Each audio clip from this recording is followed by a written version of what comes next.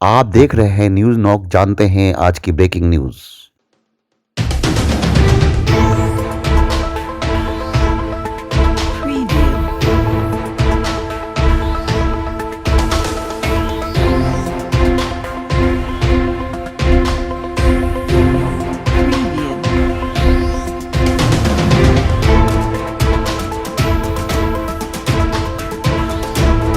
दिक्कत ये है कि इस अध्यात्म की दुनिया के इस मासूम बच्चे से, जिसे आप स्वामी मौर्य कहते हैं, रामायण जो है एक ग्रंथ है, एक इतिहास है जो इतिहासकार द्वारा लिखा गया है। और इतिहासकार वो लिखते हैं जो ऑन स्पॉट देखते हैं, सुनते हैं और उसका कार्यान्वित भी करते हैं। बड़ा स्पष्ट रामचरितमानस में गोस्वामी तुलसीदास ने लिखा है कि ढोल गवार शूद्र पस नारी सकल ताड़ना के अधिकारी।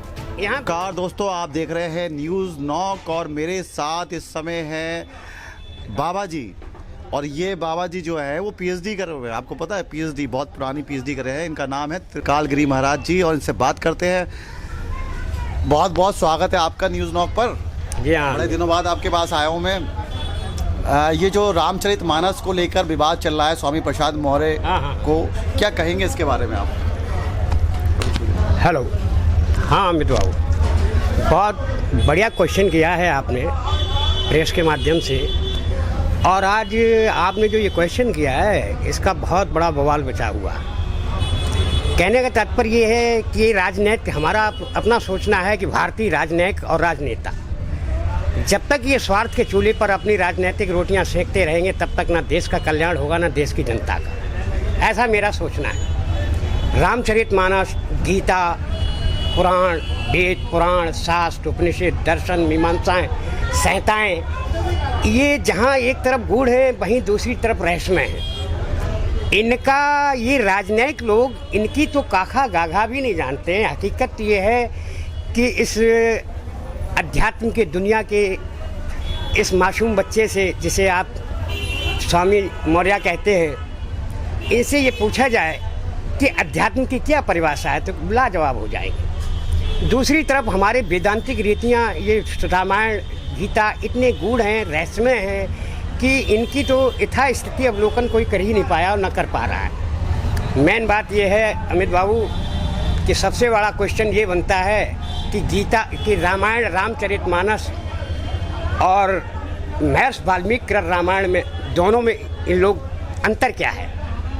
जब हम इस बात की गहराई में पहुँचेंगे तो पता पड़ेगा कि महर्षि वाल्मीकि रामायण जो है एक ग्रंथ है, एक इतिहास है जो इतिहासकार द्वारा लिखा गया है। और इतिहासकार वो लिखते हैं जो ऑन स्पॉट देखते हैं, सुनते हैं और उसका कार्यान्वित भी करते हैं। और जहाँ रामचरितमानस की बात है तो ये तो एक काव्य ग्रंथ है और कवियों द्वारा लिखा गया है। तुलसीदास जी एक महाकवि थे, इन्होंने अपने ये काव्य ग्रंथ की रचना की। और काव्य कवियों के मामले में ये कहा गया है कि जहाँ न पहुँचे रवि तहाँ पहुँच गए कवि। कल्पनाएं, अधिकांशतः कल्पनाओं से लवरेज होती हैं कविताएं, और ऐसा ही है रामचरितमानस। जो इस पे जो टिप्पणी है वो एक जो रामचरितमानस में एक वाक्य है कि ढोल गवार, हाँ, वो ताड़न को, उसकी ढोल गवार, उसको आप किस तरीके से व्याख्या करेंगे?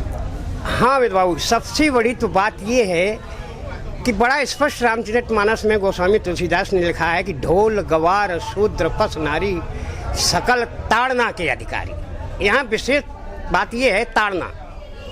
ताड़ने से तात्पर्य, हिंदी साहित्य के अनुसार ताड़ने से तात्पर्य ये है कि किसी पे नज़र रखना। और ढोल गवार, इस शूद्र पस नारी, इस वैरायटी के मानव होते हुए भी इस कृत्य से प्रेरित व्यक्तियों पर ताड़ना, यानी उन पर नज़र रखना चाहिए। अनेकों ने या विश्लेषकों ने प्रताड़ना से प्रभावित कर दिया है, जबकि प्रताड़ना जैसा चौपाई में अमित बाबू कोई शब्द है नहीं। और जब प्रताड़ना शब्द नहीं तो तिरस्कार जैसे शब्दों का प्रयोग नहीं कर सकते हम यहाँ पर, है ना।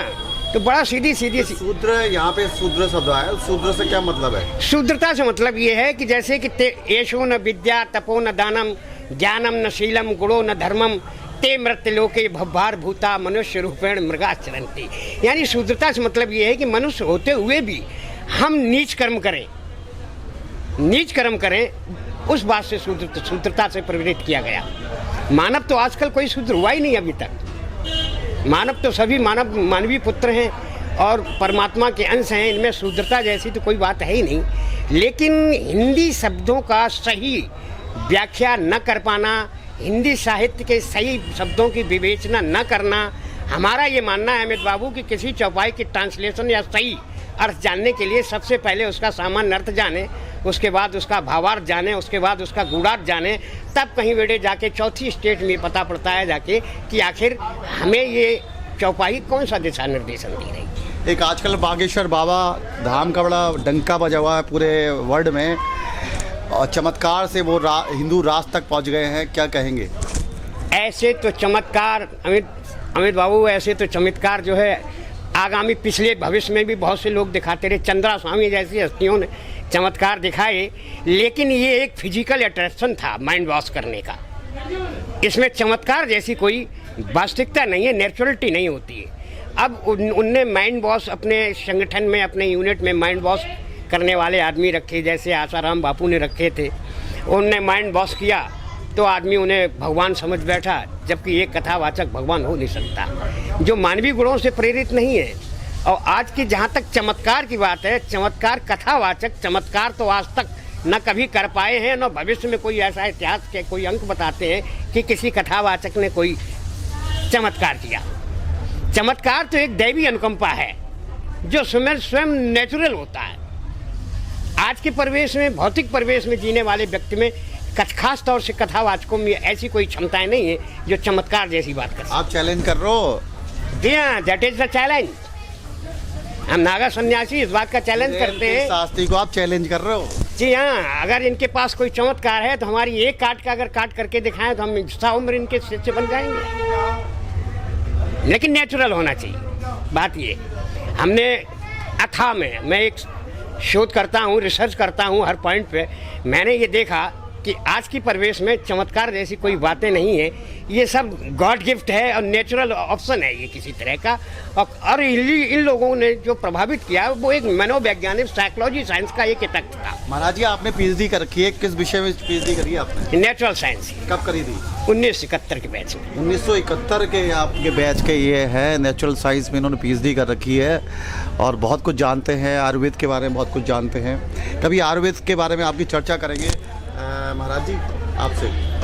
आयुर्वेद दर्शनी में अमित बाबू, हमारे पास देश टू देश फॉरेन कंट्रियों की जो है सामाजिकता का अध्ययन है। मैंने आयुर्वेद के मामले में ये देखा है कि आजकल इंटरनेशनल लेवल पर ये बहुत ही विचारणीय प्रश्न है कि हम स्वस्थ जीवन कैसे जिएं। एलोपैथिक मेडिकल साइंस है, एक्यूप्रेशर सिस्टम्स हैं, कई ऐसे सिस्टम्स हैं चिकित्सा करने के, लेकिन इनमें किसी में स्थायी लाभ नहीं है। और आज के परिवेश में आदमी जो है स्थायी लाभ की अभिलाषा रखता है कि पैसा कुछ भी खर्च हो जाए, हमें स्थायी लाभ मिले। और स्थायी लाभ अगर सनातन से चला आया, अगर स्थायी लाभ है तो नेचुरल साइंस में ही है, आयुर्वेद में ही है, इसके अलावा किसी में है नहीं। लेकिन आयुर्वेद के मामले में ये कहा गया कि एक कहावत है अमित बाबू की, नीम हकीम खतरे जान। कहने का तात्पर्य ये है कि आयुर्वेद के किसी विशेषज्ञ से मिला जाए तब तो वो आपको असाध्य रोग भी ख़त्म कर सकते हैं, और अगर किसी अनट्रेंड आदमी से मिल रही है तो बूटी आपकी काम नहीं कर पाएगी। तो ये थे हमारे साथ त्रिकालगिरी महाराज जी, जिन पर मैं समय समय पर इनसे राय लेता रहता हूँ, विषयों पे बात करता हूँ। आपको और विषयों से बात कराएंगे और विषयों को लेके आएंगे, इनसे बात करेंगे। आज इतना ही। आप देख रहे हैं न्यूज़ नॉक। मैं न्यूज़ नॉक के लिए अमित वर्मा।